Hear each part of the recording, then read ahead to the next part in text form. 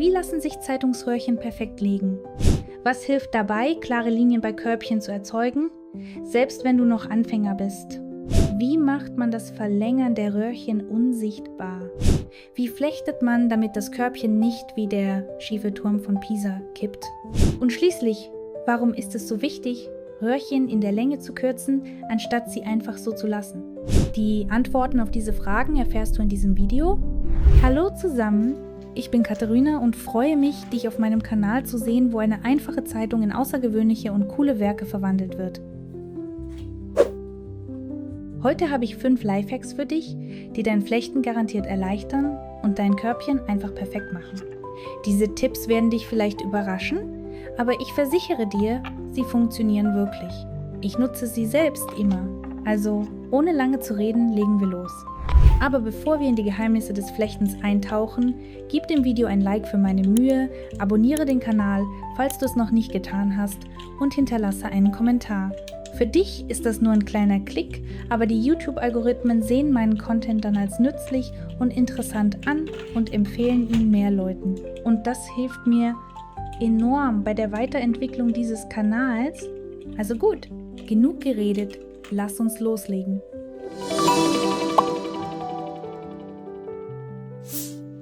Fangen wir mit dem wichtigsten Trick an. Naja, Trick. Auf meinem Kanal ist es längst kein Geheimnis mehr.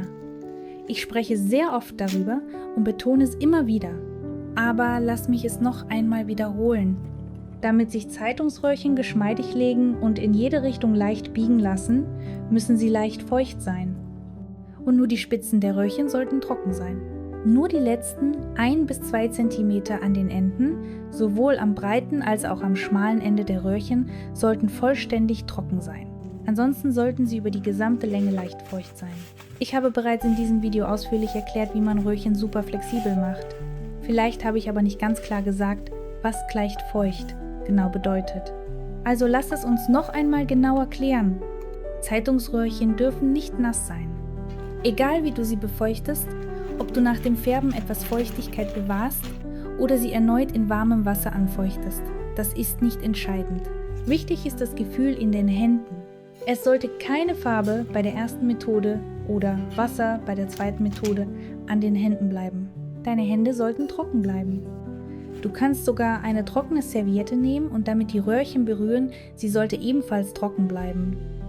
Aber wenn du die Röhrchen anfasst, wirst du trotzdem spüren, dass sie leicht feucht sind, aber nicht trocken. Schau, mit trockenen Röhrchen zu flechten ist schwierig. Aber auch mit zu nassen Röhrchen macht es nicht wirklich Spaß.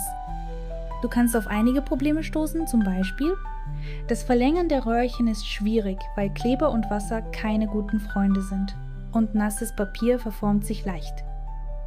Oder zum Beispiel kann die Farbe anfangen, sich abzulösen.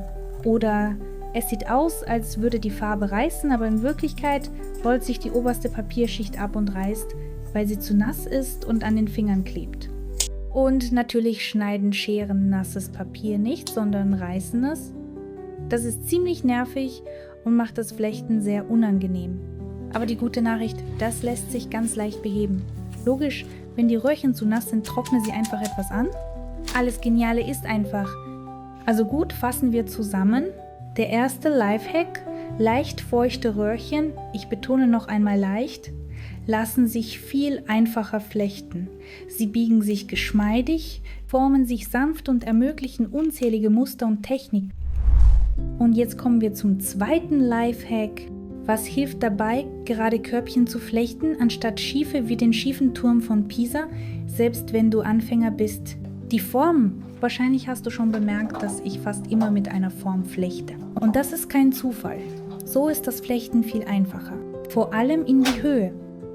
Drück die senkrechten Ständer einfach an die Wände der Form, das war's. Natürlich hat das Flechten mit einer Form auch Nachteile, aber die besprechen wir ein anderes Mal. Diese Nachteile sind meiner Meinung nach einfach nicht so gravierend wie die Vorteile. Kurz gesagt, was kann man als Form verwenden? So ziemlich alles. Geschirr, Blumentöpfe, Kartons, Behälter, sogar die unerwartetsten Dinge, Bauklötze, Gymnastikbälle oder sogar ein Lüftungsrohr. Oder du kannst dir selbst eine Form basteln aus Karton, Papier zum Beispiel mit der Pappmaché-Technik oder sie aus Styropor zu schneiden. Kurz gesagt, alles, was du umflechten kannst, oder wie ich gerne sage, alles, was greifbar ist, kann deine perfekte Flechtform werden. Aber Achtung, die wichtigste Regel, und das ist wirklich entscheidend, die Form muss sich später leicht entfernen lassen. Einmal habe ich das vergessen und stand dann vor einer schwierigen Wahl. Den Tontopf zerschlagen oder das Körbchen wieder aufdröseln. Also überleg dir vorher, wie du die Form herausbekommst, wenn dein Werk fertig ist. Okay, weiter geht's. Wie flechtet man so, dass das Körbchen klare Linien hat? Ich sag mal so, manchmal hilft nicht mal die Form und das Körbchen beginnt zu wackeln, weil die Ständer beim Flechten tanzen. Ich erinnere mich genau, wie ich am Anfang meiner Flechtreise gerätselt habe. Warum wird das Körbchen schief, obwohl ich mit einer Form arbeite? Das Problem sind die einzelnen Ständer, sie sind so beweglich und neigen sich leicht. Beim Flechten berühren wir die Ständer ständig und jedes Mal können sie sich ein kleines bisschen verschieben. Am Anfang fällt das nicht auf, aber wenn man bei Reihe 20 oder 30 ankommt, stellt man plötzlich fest, dass alles irgendwie verrutscht ist. Und mal ehrlich, beim Flechten denkt man nicht als erstes an die Ständer. Im Kopf schwirren ganz andere Dinge herum. Das Muster, das Verlängern der Röhrchen oder vielleicht sogar Tagträume vom nächsten Urlaub am Meer. Aber es gibt einfache Lösungen. Du kannst zum Beispiel senkrechte Linien auf die Form zeichnen und dich daran orientieren. Und überprüfe alle paar Reihen, ob die Ständer noch an ihrem Platz sind. Falls sie verrutscht oder geneigt sind, richte sie sofort wieder aus. Oder flechte einfach nicht mit einzelnen Ständern. Doppelte oder sogar dreifache Ständer lassen sich nicht so leicht verschieben. Das ist wie in der alten Weisheit. Einen einzelnen Zweig kann man leicht brechen, aber versuch mal, einen ganzen Besen zu biegen. Diese Weisheit bezieht sich zwar auf den Zusammenhalt einer Gruppe, aber in unserem Fall bedeutet es einfach, dass es physikalisch schwieriger ist, mehrere Zeitungsröhrchen gleichzeitig zu verbiegen als ein einzelnes. Früher dachte ich, ach, was macht das schon für einen Unterschied, wie viele Röhrchen in einem Ständer sind? Man verbraucht doch nur mehr Material. Aber als ich zum ersten Mal mit doppelten Ständern geflochten habe, gab es kein Zurück mehr. Keine tanzenden Ständer mehr. Man kann entspannt flechten und dabei ans warme Meer denken. Los geht's weiter. Wie macht man die Verlängerung unsichtbar und erzeugt die Illusion endlos langer Röhrchen? Ganz einfach und wahrscheinlich kennst du die Antwort schon. Ich spreche oft darüber und zeige es in meinen Tutorials. Mache alle Verbindungsstellen der Arbeitsröhrchen auf der Innenseite des Korbs. Dann sieht das Flechten sauber aus, ohne sichtbare Übergänge und es wirkt, als würdest du mit endlos langen Zeitungsröhrchen flechten. Außerdem bleibt die Vorderseite glatt und ohne Unebenheiten, was den Korb angenehm anzufassen macht. Wie macht man das? Ganz leicht. Plane vorher, wo das Arbeitsröhrchen hinter einer Ständer sein wird, markiere die Stelle und schneide das Röhrchen dort ab. Und dann verlängere es. Übrigens, wenn die Ständer doppelt oder dreifach sind, ist es noch einfacher, die Stelle für die Verlängerung zu berechnen. Ihre Breite ist größer, sodass man den Punkt ohne Mühe bestimmen kann. Hier helfen wirklich schon ein paar zusätzliche Millimeter. Und nun der letzte Tipp für heute. Warum schneide ich so viel von der Länge des Arbeitsröhrchens ab? Man könnte denken, wieso? Es ist doch noch lang genug, man könnte noch weiter flechten. Das ist doch total verschwenderisch. Ja, genau das denke ich mir auch manchmal. Aber, wie du aus dem vorherigen Tipp bereits weißt, sollte das Röhrchen hinter einer Ständer abgeschnitten werden, damit die Verlängerungsstelle genau hinter der Ständer liegt.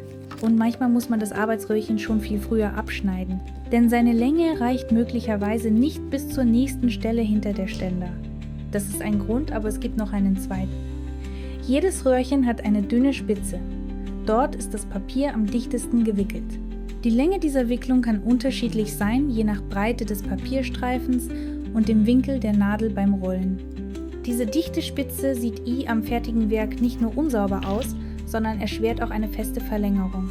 Sie liegt nicht richtig an und die beiden Röhrchen schließen nicht dicht genug aneinander. Deshalb ist dieser fest gewickelte Bereich automatisch nicht zum Flechten oder Verlängern geeignet. Und dann passiert Folgendes. Diese Zentimeter mit der dichten Wicklung kann man nicht nutzen. und die Verlängerungsstelle muss hinter der Ständer liegen und manchmal muss man das Zeitungsröhrchen eben ordentlich kürzen. Ganz ehrlich, am Anfang tat es mir echt leid, so viel abzuschneiden. Und wenn ich ehrlich bin, manchmal tut es mir heute noch leid. Meine innere Stimme ruft dann, Mann, ich habe diese Röhrchen so lange gedreht, fast bis zur Blasen an den Fingern und jetzt einfach abschneiden. Aber kennst du das Sprichwort, der Geizige zahlt zweimal? Hier passt es perfekt. Wenn man geizig ist und eine schlechte Spitze lässt, wird die Verlängerung nicht fest. Das Röhrchen kann beim Flechten herausrutschen. In eine lockere Verbindung kann Feuchtigkeit eindringen. Kurz gesagt, keine gute Idee. Ich sage nicht, dass man immer fast bis zur Mitte schneiden muss. Nein, es kommt auf die Situation an. Aber sei nicht geizig. Und deine Werke werden sauberer, stabiler und halten viel länger. Das war's für heute. Natürlich sind das längst nicht alle Lifehacks. Beim Flechten mit Zeitung gibt es viele Tricks, die die Arbeit erleichtern und die Körbe noch ordentlicher und schöner machen. Wenn dich das Thema interessiert und du noch mehr erfahren möchtest, schreib es unbedingt in die Kommentare. Bis dahin gib dem Video ein Like, abonniere den Kanal und teile deine Gedanken unten in den Kommentaren. Welchen Lifehack wirst du auf jeden Fall ausprobieren? Oder hast du vielleicht eigene bewährte Tricks? Teile sie, das wäre spannend. Und wie immer, ich verabschiede mich nicht. Wir sehen uns bald in neuen Videos. Bis dann!